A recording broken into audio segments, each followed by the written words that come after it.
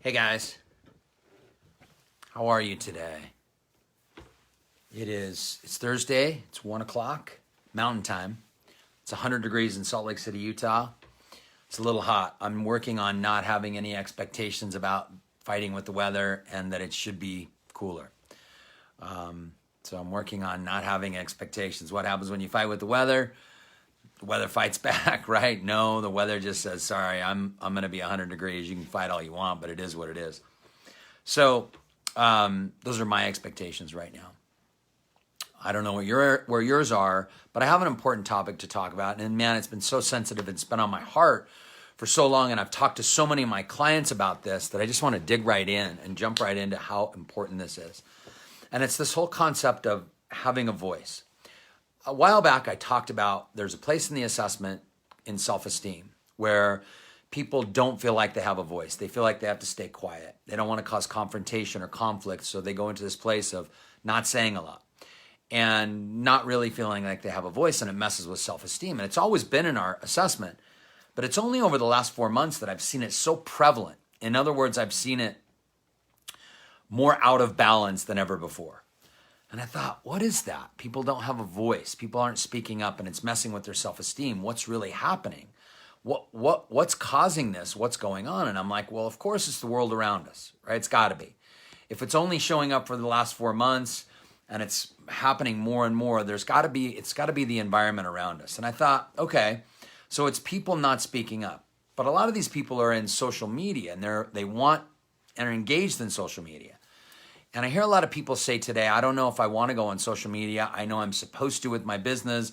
I know it'll mean so much more, but I don't want to go there. But then I feel irresponsible for not going there. So then there's this wavering back and forth of whether I go to social media. I've done that. I got to tell you, I'll be honest with you. I feel like I've been walking the sidelines in all of this COVID situation.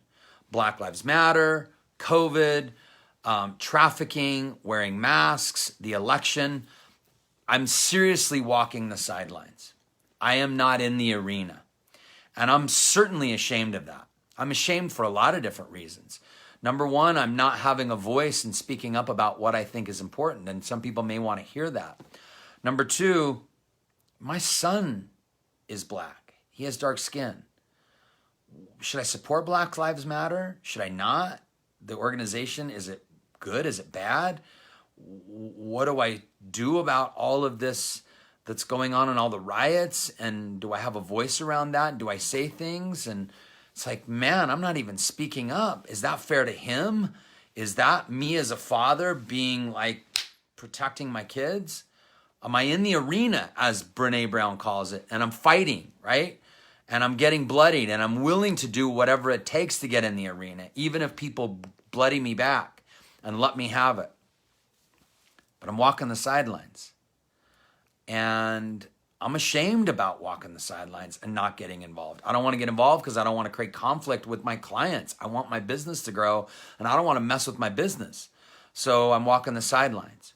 And then I feel ashamed about that. Gosh, what do I do? I should be speaking up. I should be voicing my opinion. And I looked at my assessment 2 nights ago. Guess where my self-esteem was in speaking up? It's off to the left. I'm not voicing it. I'm like, what do I do? Here's the first thing I came to conclusion on. Number one, I don't think we should be ashamed for not getting into the arena. I think there are so many other things that are going on in our lives that we're working on. Number one, I'm working on my health. My health is so critical right now. It's at a critical stage where I need to make sure that I am focusing on my health because I've had some struggles and there hasn't been the greatest news around my health. So I'm working on my health, being stronger, and that's an important place for me to spend some time. My kids, I love my kids so much. I need to be spending time engaged with my kids, really engaged with my kids, right? My son needs social interaction and he's not getting it right now. And let me tell you my opinions on what's going on there. Every single school district in the state of Utah is going back to school 5 days a week in September, except for Salt Lake City. Salt Lake City has 4 high schools. They're not going back. We're in Salt Lake City. my youngest son's fine with that. Part of me goes, that's probably okay because then we can go do school wherever. Part of me says, hey, that's good because I don't want to cause problems to my dad that's 72 and we can't be around him. But part of me is like, damn, my kid needs social interaction or he's going to go crazy. So I have some opinions around that, but I walk the sidelines and I don't say anything. And then shame shows up. But hang on. What if I don't have the bandwidth right now to focus on that? Or what if it's not my purpose? In other words, what if my purpose right now is to not be in that arena? What if my purpose, it's not getting me closer to my purpose to get into that arena? And what's going to get me closer to my purpose is focusing on these other things, my kids. And I know I need to have a voice, right? Because they're part of my kids and what needs to go on. But I'm like, hang on a second. Should I go into shame? Should I really go into shame about the fact that I'm walking the sidelines right now and I'm not in the arena? Or do I choose the arena and jump in and get bloodied? And I'm like, hang on. I usually choose the arena. I'm usually in it getting bloodied. I'm into it. I'm digging into it. But here's what I took a look at. Maybe I don't have to be in the arena right now. Or maybe the arena for me is to step in and help understand or start to learn why people think the way they think. Why are people having the opinions they're having? Whatever they are. The extreme over here, like it's like we have this extreme, and then we have people in the middle. And what if we jumped into the arena, but not from a place of I need to have my opinion? Not from a place I need to voice my thoughts. I need to tell you what I think. But from a place that says, how can I come with understanding? Man, how do you understand people today when we're supposed to distance? The word distance, right?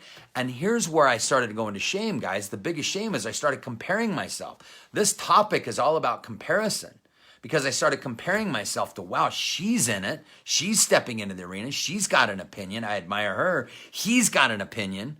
My ultimate mentor, my mentor above all mentors, he's got an opinion and he's voicing it. My dad, I love my dad to pieces. He's got an opinion. He's voicing it. He's strong about it. Michelle, I love Michelle to pieces. I admire her to pieces. She's got an opinion. She's voicing it. I'm walking the sidelines. Man, I got shame because I'm not in it. I sit back and I don't do much. I don't want to cause conflict, right? I feel like I don't have the bandwidth for it. I'm focused in all these other areas that I'm focusing on. And then I'm like, well, what if I got in the arena? But I didn't get in the arena as a referee. I'm not telling you to do that. But I didn't get in the referee as an opponent. But I got into the arena as a coach, which I am. And I started to learn and understand what's going on.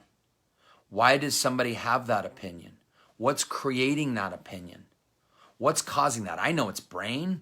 The best me knows it's brain, and it's probably fear that's driving most people, right? One way or the other. It's driving fear. It's uncertainty. So people have to grab hold of certainty. So why don't I get in the arena and start talking about certainty and uncertainty and start getting into the arena and communicating, not dividing people, but not having a fear of dividing people, but not going in as an opponent, not going in as a referee, but not going in as an opponent, and certainly not going on the sidelines, but stepping in when I feel necessary to do it. If I got too much bandwidth going on over here, taking care of other things, maybe it's okay for me to be on the sidelines right now because I'm in a bigger arena. Maybe that's okay, right? Is that okay? Is that okay that I'm in another arena taking, I gotta be okay with that. I'm not asking for you to be okay with that. But are you in a bigger arena? Are you fighting a different battle right now? Are you taking on something much bigger? And so walking the sidelines of this other thing means you're not walking the sidelines of life. You're in the arena of other things. I'm in the full-blown arena. I'm in the full-blown arena of making a business rock and roll. I'm in a full-blown arena of making my kids powerful. I'm in the full-blown arena of making my marriage amazing. And I'm in the full-blown arena of staying alive and making my health just soar. That's a big arena. That's the biggest arena at all for me right now. So is that okay that I'm in that arena and I'm walking the sidelines of this other one? Yes, I think so. But here's the other thing. What if I stepped into the arena as a coach and I listened to understand instead of winning as an opponent, and really stepped in and asked questions? I'll just say this. We were with my father recently, and he has a very strong opinion about one way or another, and he voiced his opinion very strongly about what he believed. And he voiced it, and he said, and he's 72, and he voiced it, and he said, I can't believe people dare walk outside without a mask. They're not in any respect of me or the world around them. And he went off and he was livid. He was absolutely livid about it. I haven't seen my dad this intense about anything and belief. He's usually very laid back, but about this in my life. Now, I wanted to voice some of my opinions, but instead of going in as an opponent, I said, well, just stay back so you don't cause any problems. And then I went, wait a second. What about just listening to understand why he feels the way he does? And I said, Dad, tell me more. Dad, tell me more. Help me understand. What's it like for you? He said, I feel 72 years old. I feel old and I feel very vulnerable. I feel afraid that I can't go out in the world because I might get this disease that might kill me. And I go, what's that like every day? Instead of going back and going, well, Dad, stop watching CNN. Stop watching all the TV. Pat TV, right? Stop engaging. And I wasn't an opponent and I didn't get combative with him. But I said, Dad, tell me more. What's it like? And he said, it's scary. It's difficult. It's hard. I don't know what to do. And I went, man, that must be challenging. And I stepped into his world as a coach to understand why he felt the way he felt, and I fully understood it. I stepped into his world and I got it. I was like, wow, man, he feels it. Whether it's programming, whether it's TV, whether it's whatever, he feels the way he feels, and I care more about him than I do about my opinions. So I stepped into his world and I found out what it was like, and then I said, hey, Dad, do you mind if I share? And then I told him what I thought, not from a place of anger, but from a place of concern. And that suicide rates are at an all-time high. And then you have a grandson, I have my son, that is the most social butterfly on the planet, and he's gone inward, and I'm concerned for his safety. I'm worried because he's a social butterfly. And I'm scared. And I'm scared what my business is doing, and I can't go out and do what I do on a day-to-day basis with my business. I'm afraid for that. And he said, yeah, but this, and I said, yeah, I know. I get it. I'm just letting you know how I feel. And when he was done and we were done with the conversation, he cried. And he apologized to both Michelle and I for his demeanor, right? And we talked. We talked about how much we love each other and about how important our lives are with each other. And we had difference of opinion, but we came together. And I thought, that's how I get in the arena. I get in the arena not to scream and shout and as an opponent, but I get in the arena to understand. Now, you might agree with that or not agree with that, and you share this video, man, how many blasts might I get about that? You're not standing up for what's important, or you just don't know, or, man, I could get slammed. I could get hammered to even voice this, which is part of my fear for walking the sidelines, is I don't want to get hammered. Not right now. I'm focused on other things in my life, right? I'm focused on some really important things in my life that are critical to me and my family. And so I don't want to get hammered and slammed. But you know what? That's part of being in the arena. So no matter what happens, no matter what shows up, I'm going to try to do what I can to get in the arena to really start to understand and to start to learn and to start to create some sort of a relationship with people, even when they don't think like me. I want to create that. I want to come together. See, it's hard to come together right now. When you're running down the trail, when you're walking down the trail, and people are wearing masks and then they turn their back to you when you're walking down the trail, it's hard to connect with people right now. And then you have the other side of things where they're having house parties with 75 people and they're like, hey, let's just rock and roll. It's hard to connect with that too. I don't know. I'm somewhere in the middle. But I got to tell you, I want to come and I want to create an environment where I'm courageous enough, right, Pat, to show up, but show up from a place that I'm going to try to understand and not combat and not go, what's wrong with you? What's wrong with people? I can't believe that. The other day I was in so much judgment about things and I didn't like that. I want to understand. I know it's fear. I know it's brain. But let me understand you. Let me help understand you. Let's come together. Let's bring some sort of unity together. And come November, man, how much unity is there going to be? Talk about division. I don't even know what's going to happen.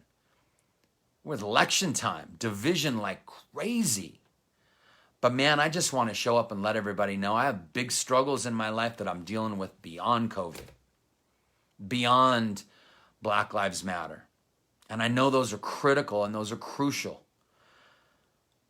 But what if other people are too? And they're walking the sidelines and they feel shame because they don't dare have a voice. Because if they have a voice, you'll knock them down, or they'll get knocked down and slammed down and beat down and judged because of the way they believe, when maybe they don't even know it's what they believe. They just have some fear, or they're looking for some leadership or some guidance somewhere to lead them, and the only leadership and guidance they have right now is instilling even more fear. So I'm going to stop walking the sidelines, and I'm going to focus on jumping into the arena, but coming from a place of love and passion and understanding, and make people more important than my ideas or my opinions. So I don't have to force them on anybody else. I want to understand because I want to come together. I got to create less division in my life right now, and I got to create more unity and connection in some way because I'm feeling it. I got to tell you, I'm feeling it. I'm feeling the division. I'm feeling the separation. I'm feeling it, and it hurts. It's painful. I want to connect. And not just with people that think like me, but with people, all people. Now, I don't know if this is the solution. I'm not sure, but I'm going to get in the arena. And I'm going to have conversations of understanding. And we'll see what happens. We'll see what goes on. But I don't want you to have shame for walking the sidelines right now and not having a voice. I think you get to have a voice in whatever voice that is. But not as an opponent, not as a referee, but as a coach, as someone who understands. So whatever this is worth for you today, enjoy, and we'll see you in the arena. Take care.